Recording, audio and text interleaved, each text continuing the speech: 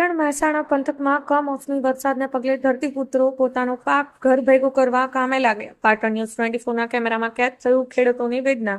રાજ્યમાં હવામાન વિભાગે વ્યક્ત કરેલી આગાહી મુજબ છેલ્લા 2 દિવસથી કમોસમી વરસાદ સાથે ભારે પવન ફૂંકાતા ઉનાળુ વાવેતર કરવામાં આવેલ ધરતીપુત્રો પણ અણધારી આફત જાણે આવી પડી હોય તેમ પોતાના પાકને બચાવવા માટે ઝડપભેર ઘર ભેગો કરવા કામે લાગ્યા છે.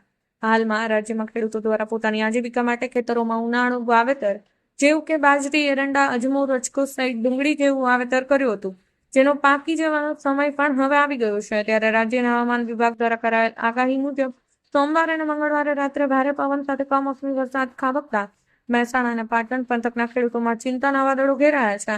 પોતાના મહામૂલા પાકને બચાવવા માટે તનતોડ મહેનત કરી જેમ બને તેમ ઝડપથી પાક ઘર ભેગો કરવા કામે લાગ્યા છે. આમ કમોસમી વરસાદને કારણે હાલ તો મહેસાણા તાલુકાના વિરતા ગામમાં પણ ખેડૂતો દ્વારા ચાલુ વરસાદ દરમિયાન એરંડાનો પાક થ્રેશર દ્વારા લેતા કેમેરામાં કેદ થયા છે. Rajubhai D Patel, Patan news 24.